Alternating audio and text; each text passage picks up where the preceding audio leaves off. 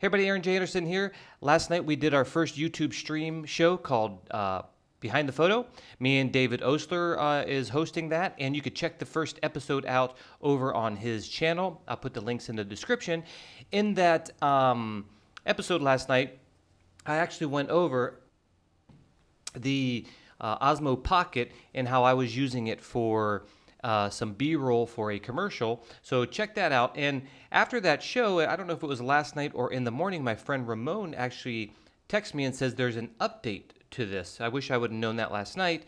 But the cool thing about this update is now you really don't need your phone to get into the pro features that they had. So in order to get some of the settings like 4K 60p and change your ISO and all that, you needed the phone. Now you don't need the phone. You can do it all in the Osmo Pocket by itself. So that's really cool, because there was one time I was running around with this. I didn't say this last night. And I said, let me just go with this without the phone. I was using it for the screen and for all those other features.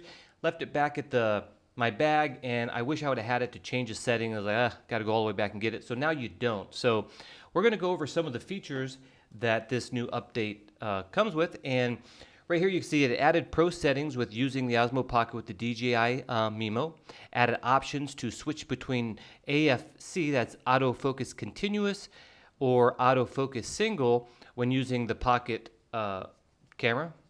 When it says without the DJI Mimo, that's the phone app. It added Cine Light D or Cine Light color mode and video mode, so you can switch it right on here.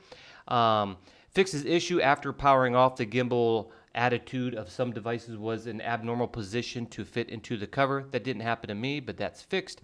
Optimized face detection, that's always a plus. Reduced focus pulsing in some situations, such as when shooting the sky or at night. That did happen to me over the weekend a little bit. And increase autofocus speed with moving the Pocket quickly.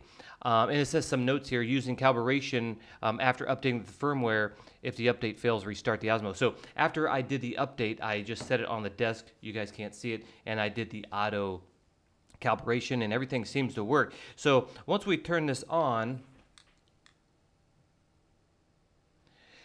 when you put it in pro mode, you have to swipe down.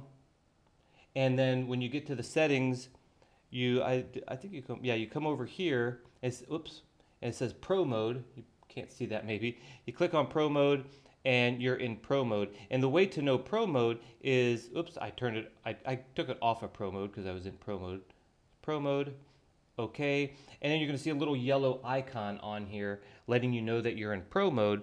And then, now you can just go in here and switch all your ISO and your shutter speeds and 4K and put it in Cine Light color space and all that stuff. So just wanted to point that out. Again, this Tuesday, which would be February 5th, we're going to have our second episode of Behind the Photo, and this time I'm going to be hosting it here on my YouTube channel. So subscribe to both our channels, because one week it's here, one week it's there. Anyways, I'll talk to you guys later. Bye.